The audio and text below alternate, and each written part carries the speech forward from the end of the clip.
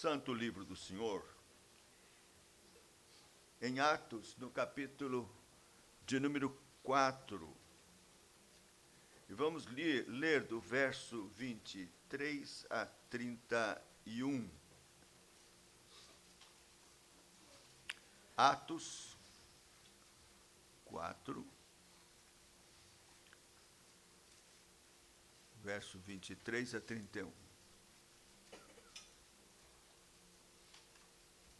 Mesmo assentados, com toda a atenção.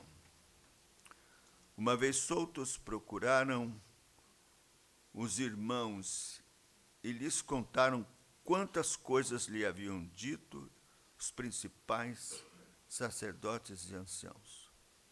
Ouvindo isto, unânimes, levantaram a voz a Deus e disseram: Tu, soberano Senhor, que fizeste o céu, a terra, o mar e tudo o que neles há, e que disseste por intermédio do Espírito Santo, por boca de Davi, nosso pai, teu servo, porque se enfureceram os gentios e os povos imaginaram coisas vãs?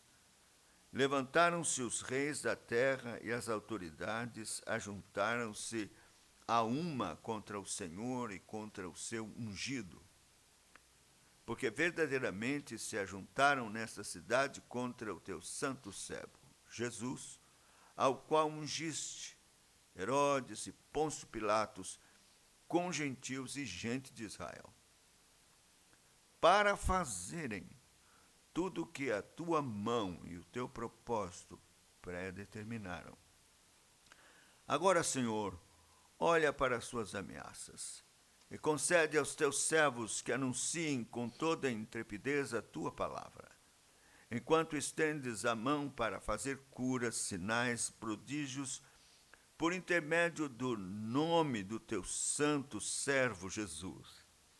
Tendo eles orado, tremeu o lugar onde estavam reunidos, e todos ficaram cheios do Espírito Santo e com intrepidez anunciavam a palavra de Deus. Amém. Que o Senhor queira, por sua graça, falar ao nosso coração, aplicar esta palavra bendita ao nosso coração. Mas vamos orar ainda, curvemos nossa fronte. Ó Senhor, tem misericórdia de nós. Este é o momento em que queremos ouvir a tua voz. Senhor, não é como os ídolos mudos. O Senhor fala, especialmente o Senhor Jesus Cristo, teu Filho bendito, tem um munus de profeta. Ele é o profeta por excelência. E é ele quem fala e ensina, através dos seus ministros, a igreja.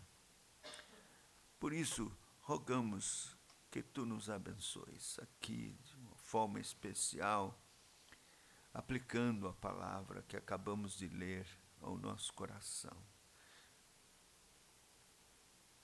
Não merecemos, mas carecemos. E pedimos, tem misericórdia. Não somos nada, tão fracos, mas nos colocamos como instrumentos nas tuas mãos, confiando nas tuas muitas misericórdias. Que o Senhor Jesus seja engrandecido, nosso Salvador bendito, e a igreja do Senhor edificada. Oramos assim no nome do Senhor Jesus. Amém. Bom, aqui temos um texto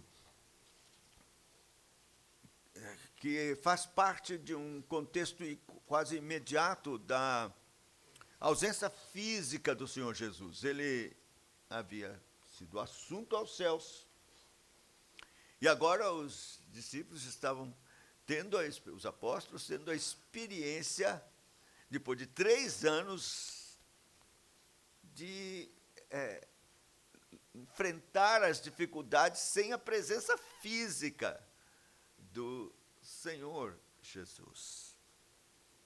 E eles foram para um teste nada fácil, né? Foram lá convocados e confrontados com relação ao ministério deles, tudo que eles estavam pregando e ensinando.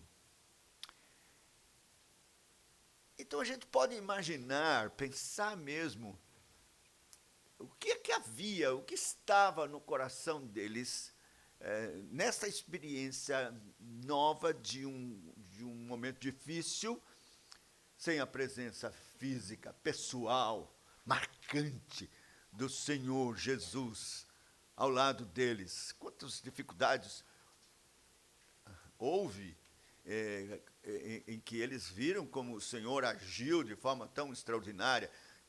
Queriam apedrejar o Senhor e levaram-no para lançá-lo de um precipício.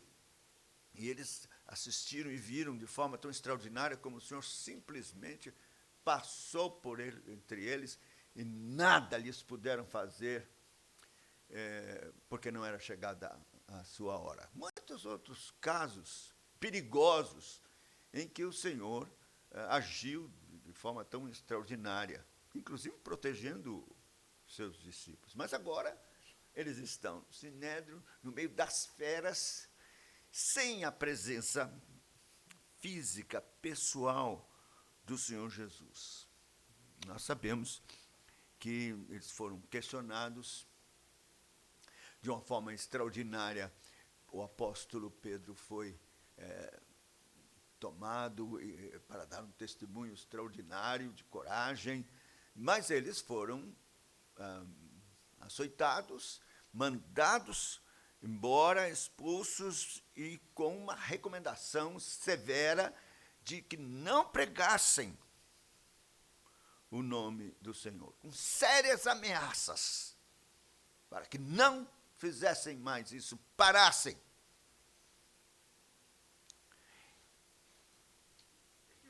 Mas o que é que eles fizeram? Isso é importante, porque todos nós estamos expostos a situações difíceis, de ameaças, de perigos, de perseguição, ou de problemas de toda sorte, sem a presença física do Senhor. Mas nós sabemos que há um lugar de refúgio. E é sobre isso que eu queria falar nesta manhã.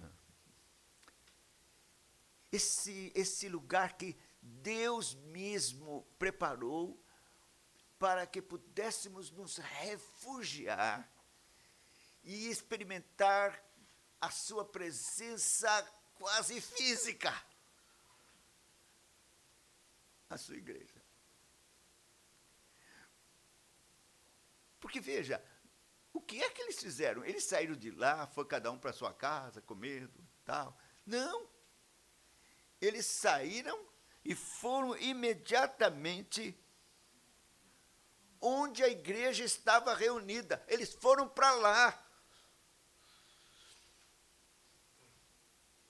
Então, eu queria ver com um texto aqui, o tema, o que há de especial na igreja para nós, como crentes, no meio deste mundo mau. Eu queria que o Espírito Santo nos ajudasse a compreender pelas Escrituras aqui o quanto é especial a igreja para nós, como lugar de refúgio nas horas de aflição. Primeira coisa, a igreja é especial porque é o lugar para onde devemos fugir quando vier a aflição. Porque Cristo está ali, de um modo especial. Eles correram para lá, as ameaças na mente, tudo que eles experimentaram.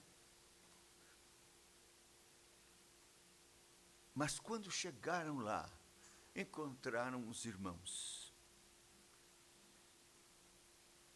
Eles estavam reunidos, eles já estavam orando.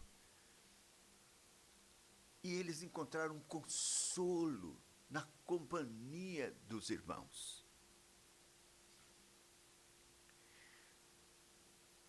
A Bíblia fala da comunhão dos santos, e de quanto isto é precioso.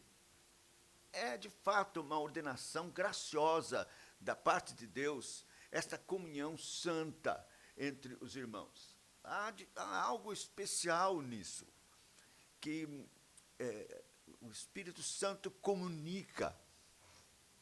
Na palavra de consolo, nas orações mútuas, no compartilhar da própria Escritura. Um lembra o outro aquilo que leu nas Escrituras, ou que experimentou da parte do Senhor. Então, a comunhão dos santos é graciosa, e é poderosa, é animadora, e é consoladora. Mas Cristo está na igreja. Ela é o corpo dele, ele é a cabeça. Então, ele se manifesta de uma forma muito especial quando a sua igreja está reunida. É claro, o Senhor está em toda parte. O Senhor está conosco quando oramos, lemos a nossa Bíblia em casa, quando temos nosso momento de oração, de comunhão com Ele. Ele nos acompanha no nosso trabalho, na nossa luta. Cristo está conosco. Ele disse: eis que estou convosco todos os dias, até a consumação dos séculos. Mas ele sem dúvida está de uma forma especial, presente no meio da congregação. Hebreus chega a falar que ele canta louvores conosco. Pense nisso, nós cantamos os salmos, a gente nem para pensar que Cristo está cantando aqui, no nosso meio, as suas próprias palavras. Então, Cristo está presente aqui. Eles não tinham a presença física do Senhor, mas, contudo, podiam, na comunhão dos crentes, sentir como se, de fato, pessoalmente, fisicamente, o Senhor estava lá, porque a igreja é o corpo de Cristo. Então, quando você está aqui, que o Espírito Santo lhe faça pensar nisso. Não há como estar mais perto de Cristo do que estar na igreja. E depois, com a comunhão, mais ainda, porque a nossa confissão ensina que Cristo está presente à nossa fé. E nós, então, participamos dos elementos comendo espiritualmente do seu corpo, do seu sangue, e assim somos alimentados realmente, mas espiritualmente, de Cristo. Então, veja, o melhor lugar na hora da aflição, para onde ir, é a igreja. A comunhão dos santos. Ele diz: onde estiver 2 ou 3 reunidos em meu nome, eu aí estou com eles. Que promessa maravilhosa. Então, eles correram e foram para onde os irmãos estavam reunidos, porque lá eles teriam, com o conforto da comunhão, o ânimo, o encorajamento e a presença de Cristo, porque Ele prometeu estar onde 2 ou 3 estivessem reunidos. E depois, meus irmãos, a experiência que eles tiveram mais consoladora foi no momento da oração, porque a igreja estava lá, Eles contaram tudo o que aconteceu e, imediatamente, eles oraram. Então, a igreja em oração é aquela coisa extraordinária que nós temos, que Jesus mesmo, o Senhor, disse, onde se dois de vós pedirem qualquer coisa, né? Essa promessa é da oração da igreja reunida, que é da maior importância. A gente tem é triste, mas é a realidade, uma tendência de negligenciarmos as reuniões de oração. Eu sei, é muito difícil a luta, lufa-lufa, chegou cansado, trabalhou o dia todo, não foi fácil. Às vezes teve dificuldades e problemas no trabalho e tudo. Quer ficar em casa, quer sentar no sofá, quer, sei lá, quem sabe assistir um futebolzinho, qualquer coisa. Mas a reunião de oração acontecendo lá na igreja, e você faz essa troca, não é bom. Você não sabe o que está perdendo.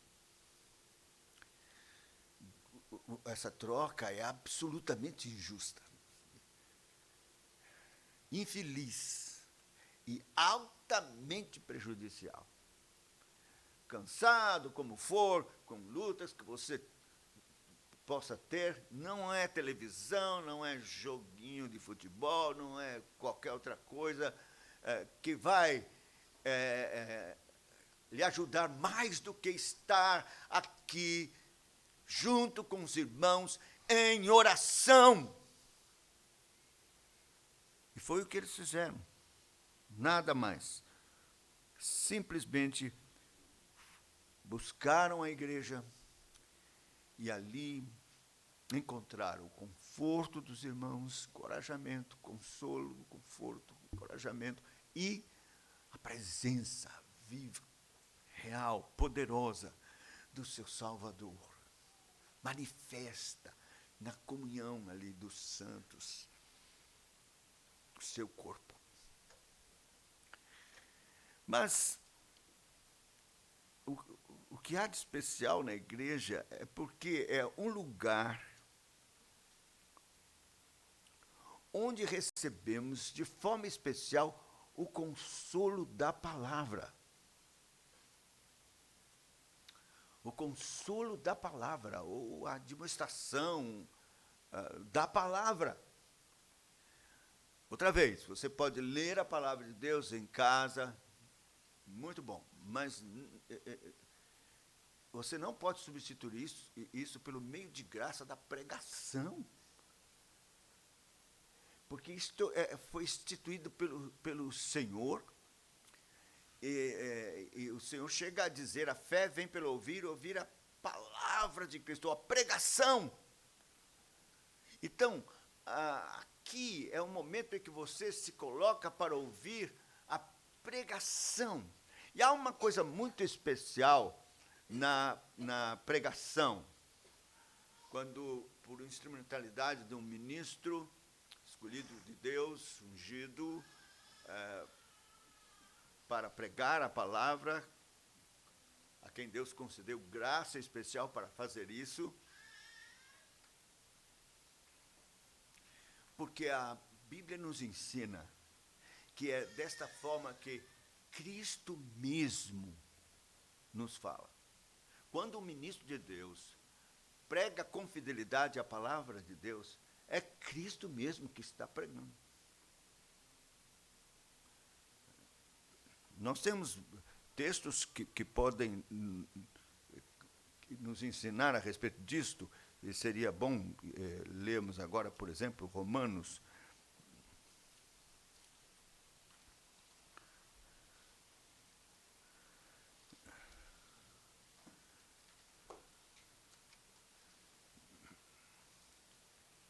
No capítulo 10 de Romanos, nós temos escrito assim, verso 14: como, porém, invocarão aquele a quem não creram? Como crerão naquele de quem nada ouviram? E como ouvirão, se não há quem pregue? Nesse verso, há uma pequena correção que precisamos fazer na tradução, porque o proveito vai ser melhor. E veja a importância sempre do ministro de Deus, que conhece os originais, para poder ajudar nisso.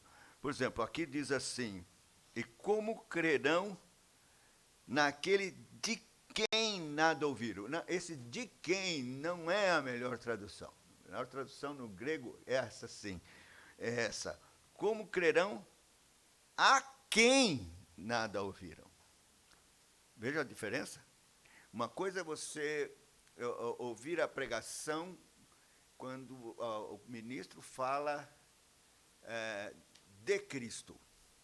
Mas outra coisa é você ouvir a pregação e ouvir Cristo. Então, como crerão naquele a quem nada ouviram? Quer dizer, não ouviram Cristo. É por isso que o Senhor Jesus diz: eu sou bom pastor, né? Falando, as minhas ovelhas ouvem a minha voz. Como é que vamos ouvir a voz de Cristo? Pela pregação da palavra de Deus. Então, é pregando a palavra de Deus que nós ouvimos a voz de Cristo. Você pode ter certeza disso. Você está com a palavra de Deus aberta, e então você acompanha a pregação e tudo está de acordo com as Escrituras. Você está ouvindo Cristo. Qualquer pregador, ministro da palavra, que prega com fidelidade, Cristo está falando, Cristo. Então, você vem à casa do Senhor, à igreja, você vem onde Cristo está, de modo especial, e onde Ele prega, onde Ele fala, onde Ele ensina. Sempre a gente ouve pessoas, eu também já pensei nisso, sabe como eu gostaria de ter vivido lá, e de me sentar naquela relva, e ouvir a palavra do Senhor Jesus. Que coisa extraordinária devia ser. Mas a gente faz isso, mas é impróprio, porque a palavra dele está aqui. Está aqui, foi registrada. E então, quando o ministro de Deus expõe as Escrituras, Cristo está falando e você está sentado na relva, diante dele, ouvindo a sua voz. Então, é na igreja que isto acontece. Eles correram para lá e foram ali, e foi, alguns dizem, cantado ou exposto o Salmo de número 2. Então, a oração mostra que ou eles tinham acabado de considerar este salmo, ou acabado de cantar este salmo, mas, muito provavelmente, isso foi considerado e pregado, Salmo 2. Veja, por exemplo, né, o texto diz que eles correram para lá, procuraram os irmãos, lhe contaram todas as coisas, o verso 23, né? Ouvindo isso, unânimes levantaram a voz, dizendo: Tu, soberano Senhor, que fizeste o céu, a terra, o mar, tudo o que neles há, que disseste por intermédio do Espírito Santo, por boca de Davi, teu servo, porque se enfureceram as nações, ou os gentios, e os povos imaginaram coisas vãs. Salmo 2. Então, eles estão aqui considerando a palavra de Deus E isso veio de encontro realmente à necessidade deles. Tu, soberano Senhor. Veja, eles foram confortados pela palavra de Deus, que exalta o Senhor e a sua soberania. É tão maravilhoso quando nós trazemos nossos problemas e os colocamos diante da soberania de Deus. Principalmente quanto à doutrina da sua providência. Deus ordena soberanamente cada acontecimento. Ele tem o controle absoluto de cada acontecimento. Ele ordena. É claro que isso não isenta a responsabilidade dos homens. Mas é Deus quem ordena os acontecimentos segundo o seu eterno propósito, segundo a sua sabedoria. Então, é outra coisa quando você considera o que você está passando como sendo uma coisa ordenada por Deus. Algo que o Deus soberano quis que acontecesse.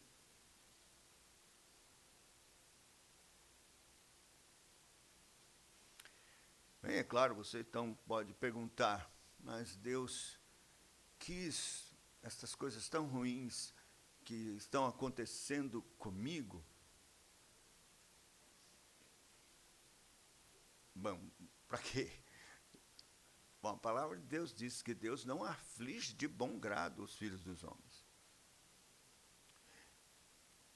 Ele tem um propósito abençoador, um propósito santo, glorioso com relação à sua vida. Ou que diz respeito diretamente à sua glória, ou ao seu bem. Vez por outra são as duas coisas.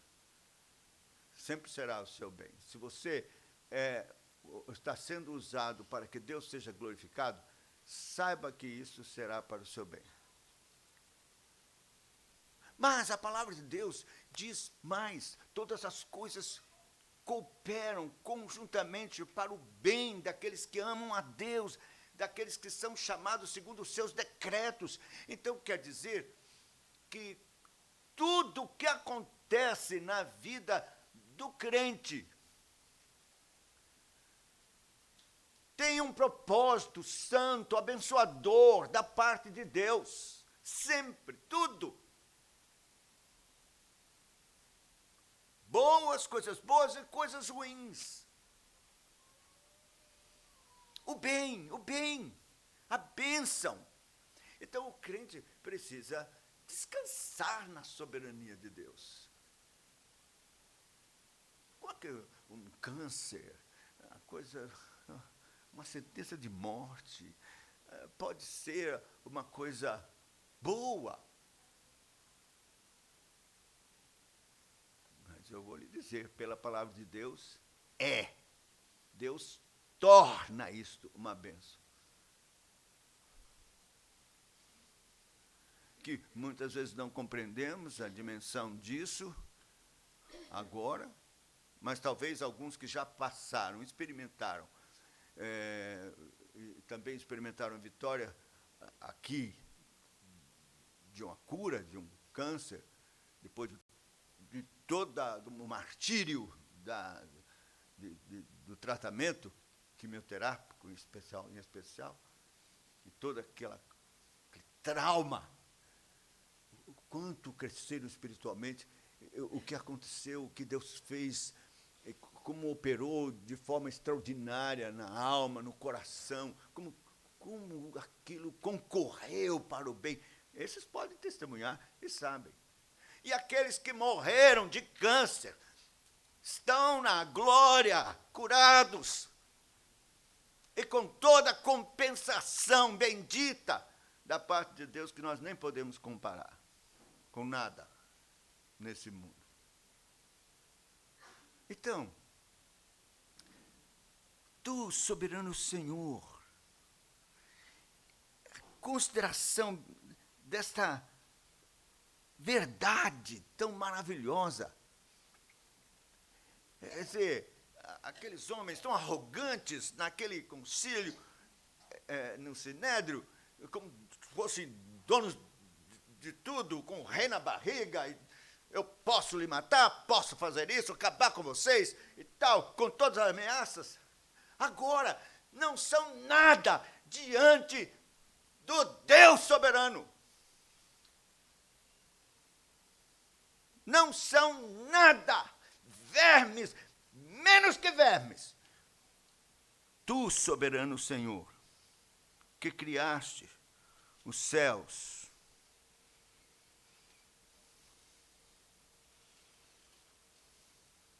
e a terra. Então veja que conforto traz a palavra de Deus pela soberania dele. Os seus problemas que pareciam tão grandes e gigantes diante do Deus soberano não se tornam nada. Nada. E ao considerar a soberania de Deus, no Salmo 2, eles encontraram grande consolação na palavra de Deus. Essa palavra soberano, no original, ela significa déspota. E esse nome lembra de um domínio absoluto sobre as pessoas. Então, os governantes terrenos, eles estão debaixo do domínio do déspota. É que a gente ouve essa palavra, o déspota para nós é sempre alguém que está fazendo algo mal. Mas a palavra está falando é de alguém que tem domínio absoluto sobre as vidas. E é isso que o Senhor, Ele é quem tem o domínio sobre a vida daqueles homens que estavam ameaçando. O Senhor, total, absoluto. Num instante, Ele os esmaga debaixo dos seus pés. Como diz o texto, seus projetos cessam todos quando o Espírito lhe sai, diz o Salmo. Ele é soberano, né? Criador, que fizeste os céus e a terra. Ele é o Criador. Então, eles agora saíram daqueles arrogantes, com as suas ameaças, e se encontram no meio dos crentes, onde o Criador está, junto deles, ali. Você está aqui na presença, nada mais, nada menos, do seu Criador, do Criador de todas as coisas, do Criador do universo, dos céus, da terra, do mar, de tudo que neles há, do Criador de tudo. Nós temos um Criador vivo. Ele é o Criador, nosso Criador. E você, criatura. Mas o bendito, maravilhoso é pensar que não só criatura, você é filho, filha, que é muito mais. Todos são criadores. Mas Deus deu o poder de se tornar filho dele àqueles que creram no Senhor Jesus. Deu-lhes o poder de se tornarem filhos de Deus, a saber, os que creem no seu nome. Então, você, filho, querido, amado, propriedade exclusiva de Deus, pupila dos seus olhos, amado da sua alma. É isso que você é. Você não é simplesmente criatura, você é um filho, uma filha de Deus. E eu gosto muito daquele verso das Escrituras que diz: ora, aquele que nem mesmo seu próprio filho unigênito poupou, mas por amor nulo entregou, como não nos dará juntamente com ele todas as coisas? Então, veja, você está diante do seu pai. Pai, pai. Você pode dizer pai. Essa doutrina da adoção é algo tão extraordinário. Né? O Senhor nos deu a graça, o poder de clamar: Abba, pai. Eu me lembro de Joel Bick contando do judeu andando apressado, o seu filhinho atrás, e aí o filhinho começa a ficar com medo e grita: Abba, Abba, Abba, correndo. E o pai se vira e pega meu filho, por quê? O que foi? Ele pega no colo. Porque essa é assim mesmo. Eles falam: Abba, Abba. Então nós podemos gritar: Abba, Abba, Abba. Na sua aflição, no seu receio, no seu medo. Porque você está na presença do Pai, do Criador e do Pai, que ordenou tudo pelos seus decretos. Veja, o verso de número 28 diz essa expressão de forma bem clara: para fazerem, quer dizer, Deus mesmo colocou Pôncio Pilatos, esse pessoal aí, Herodes, Pôncio Pilatos, ele colocou para fazerem tudo o que a tua mão e o teu propósito predeterminaram.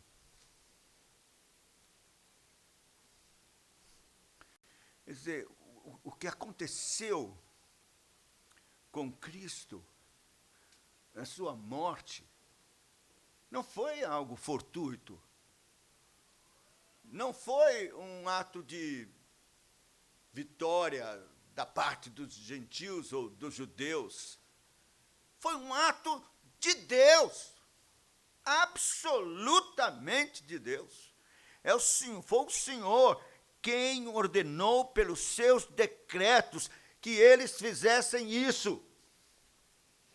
Então, como aconteceu? Você foi assaltado, levou tudo, limpou você, carro,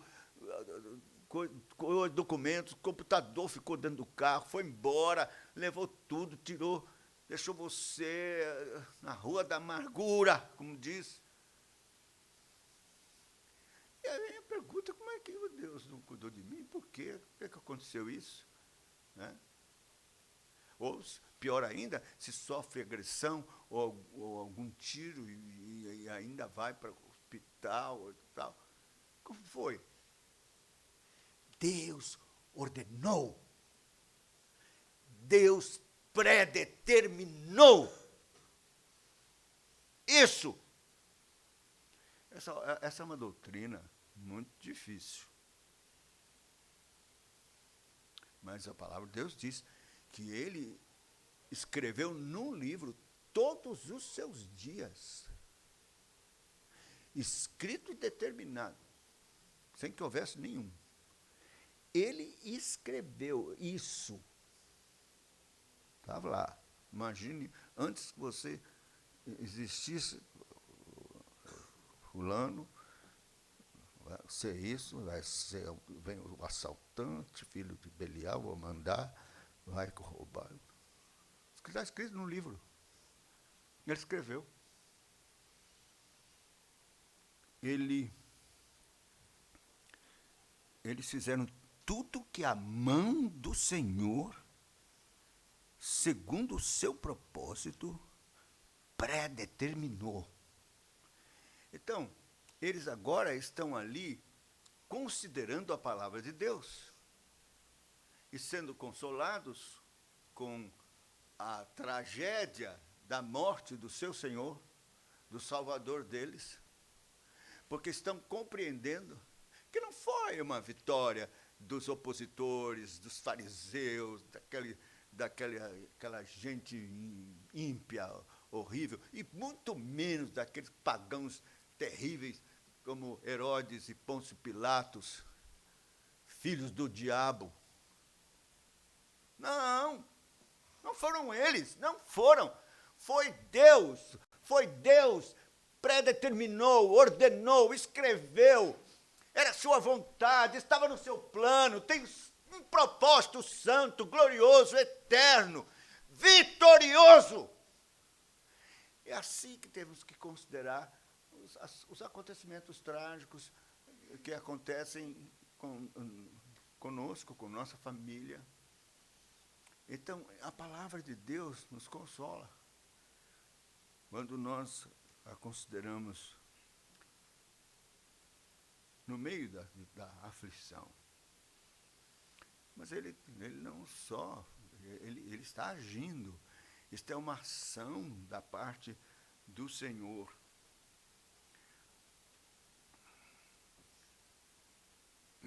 Na verdade, nós temos um Deus imanente, um Deus que intervém, um Deus que participa na nossa vida, na nossa aflição. Ele está agindo. Isso é consolador, é confortador. Mesmo que eu seja o paciente em toda a história de aflição, o agente é Deus. Um Deus gracioso, um Deus amoroso e um Deus que tem propósitos. Veja, o verso 29, eles dizem assim: agora, Senhor, olha para as suas ameaças. Olha. Então, cuida disso. Foi o Senhor mesmo que ordenou, está dentro do teu propósito. Cuida conforme o teu querer, o teu propósito. Age. Olha para as suas ameaças.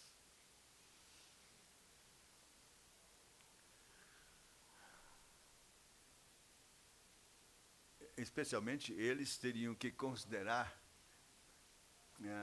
Cristo e a sua morte de cruz, que no momento era a maior tragédia, não é, que eles podiam considerar.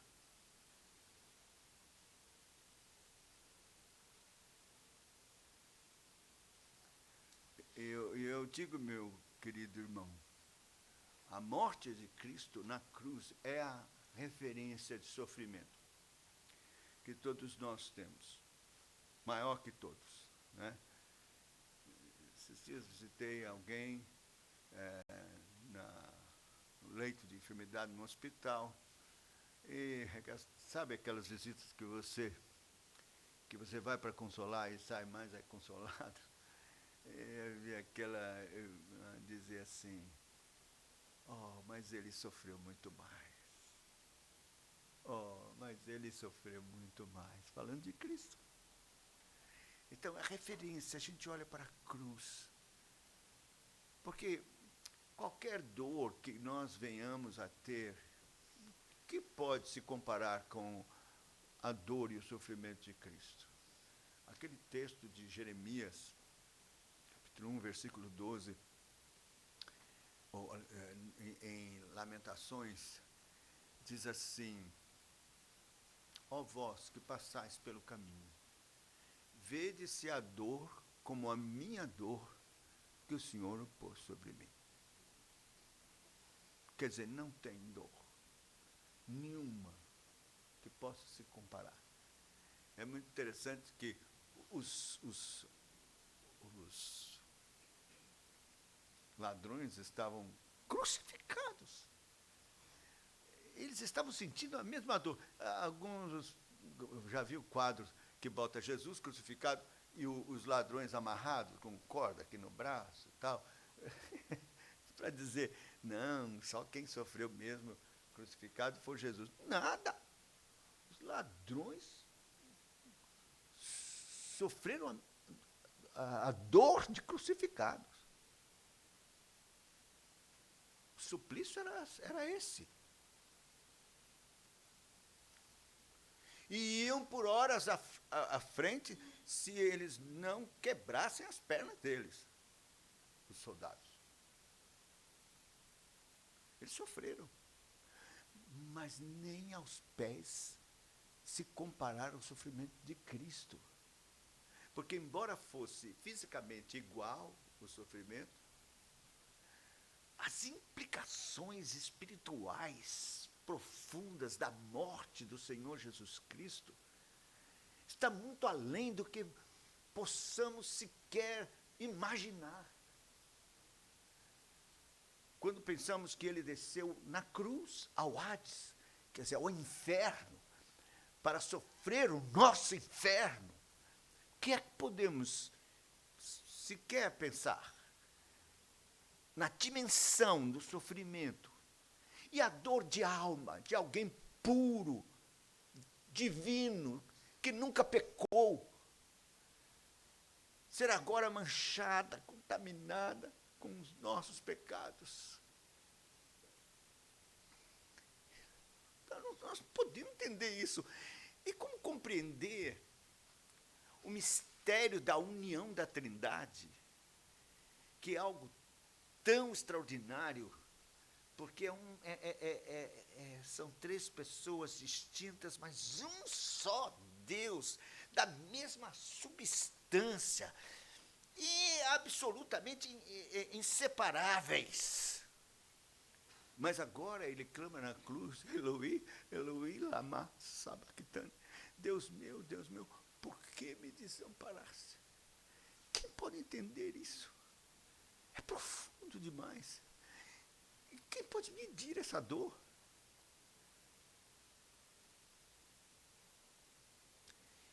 De modo que, quando pensamos no Calvário, tateamos, não sabemos nada.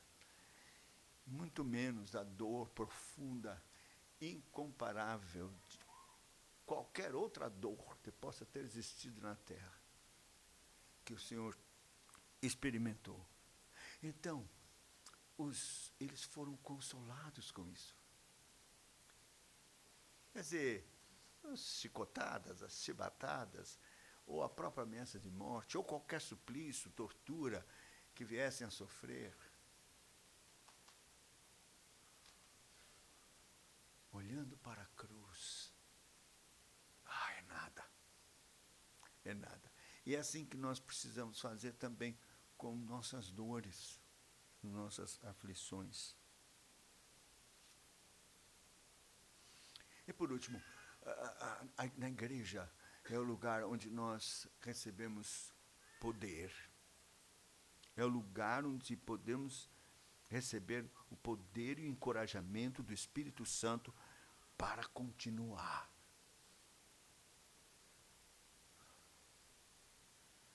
É aqui que você recebe o encorajamento para continuar. Porque o diabo, muitas vezes, coloca no seu ouvido, desista, acaba com a sua vida. Mas aqui na igreja você vai receber o poder para continuar. Você veja, o próprio verso 29, agora o Senhor olha para as suas ameaças e concede aos seus servos que anunciem com toda intrepidez a tua palavra. Não vamos desistir, eles nos ameaçaram, nos proibiram, mas nós, aqui agora, pela tua palavra, recebemos encorajamento, não vamos desistir. Vamos continuar. Concede, Senhor, que continuemos a pregar. Concede aos teus servos intrepidez para pregar. Meus irmãos, as perseguições, as aflições, tendem nos desencorajar, mas pelo Espírito Santo, o que pode acontecer é um reverso. Ao contrário, é aí que eu vou continuar mesmo. Quantas ameaças, aflições, perseguições que temos recebido no nosso programa de pregar a reforma. Até proibidos de pregar num presbitério, já fomos, o doutor Manuel Canuto, o pastor Bezerril e eu, uma determinação proibindo que fôssemos convidados e pregássemos na jurisdição daquele presbitério. Porque estávamos pregando a reforma necessária, inclusive era uma questão específica com relação à continuidade dos dons, e fomos rechaçados. Quantas igrejas deixaram de me convidar para pregar? Vou parar? Não. O Senhor concede aos seus servos que preguem. Queremos pregar com toda intrepidez a tua palavra. Meus irmãos, é na igreja, é aqui que nós recebemos esse encorajamento. O Espírito Santo nos fortalece. Aqui está escrito, por exemplo, para operar enquanto estendes a mão para fazer curas, sinais, prodígios, por intermédio do teu santo servo Jesus. Bom, os apóstolos tinham essa prerrogativa. Foi dada a eles, era uma credencial dos apóstolos realizar sinais e prodígios. E eles, então, foram encorajados a fazer isso. Mas nós, hoje, não temos isso. Não temos essa prerrogativa de realizar sinais e prodígios. A igreja ora e Deus opera curas, e manifesta o seu poder. Por isso que é importante mesmo orarmos uns pelos outros, para sermos curados. Deus continua a fazer milagres. Eu não sou contra milagres. Deus opera pela oração dos crentes. Eu sou contra milagreiro, quer dizer, gente que quer se ter a prerrogativa dos apóstolos de realizar milagres. Isso não existe mais. Mas o que é que nós podemos aproveitar disso? Olha, meus irmãos, eu vou dizer uma coisa para você. Os apóstolos consideraram que existe uma oposição estabelecida, formalizada contra o reino de Deus. E vem das trevas, do inferno, de Satanás. Ele está determinado a se opor e a colocar toda sorte de dificuldades. Além da dificuldade também intransponível, humanamente falando, com relação à natureza pecaminosa dos que vão ouvir nossa pregação. Eles não podem nem ouvir, nem entender. Então, eu sou um pregador, estou contra o inferno e contra a barreira da depravação total, e eu não posso fazer absolutamente nada, nem contra um, nem contra outro, que são as minhas forças contra as forças do inferno. Mas o encorajamento que recebemos aqui quando estamos na igreja do Senhor pela palavra é que, pelo poder do Espírito Santo, milagre vai acontecer. Primeiro contra as portas do inferno, porque diz claramente: as portas do inferno não prevalecerão contra a igreja. Então, Satanás e todo o seu exército de demônios não pode prevalecer na pregação da palavra de Deus, na ação da igreja, em nome de Jesus, pelo poder do Espírito Santo, as portas são invadidas. E nós prosseguimos. Satanás recua e foge. E não pode contra os servos de Deus no poder do Espírito Santo. Mas ainda, Deus opera no coração, quebra a barreira da corrupção, vivifica, regenera, abre os ouvidos e opera no coração dos eleitos. Então, eu sou encorajado, e você também deve ser, na igreja do Senhor, como está sendo agora, pela pregação da palavra de Deus. Saia e pregue com intrepidez, sem receio algum, a palavra de Deus e a espada do Espírito. Satanás vai recuar, o caminho vai se abrir, a porta vai se escancarar, e você entre e saqueie este reino das trevas, trazendo os eleitos de Deus, porque eles vão ouvir, e eles virão. Cristo será glorificado e exaltado. Sua obra não foi em vão. Ele venceu na cruz do Calvário, triunfou sobre o maligno e sobre todas as potestades, despojando-as, colocando-as ao desprezo. Venceu para nós vencermos. Não há o que temer. Então, pela palavra de Deus, estes apóstolos, depois de uma esparradela, dificuldade, encontraram no convívio da igreja tudo o que precisavam. Consolo, ânimo e coragem. O poder do Espírito Santo para prosseguirem. E foi assim que prosseguiram e venceram. Não só o Sinédrio, o império todo, romano e tudo mais. O mundo foi colocado de ponta cabeça.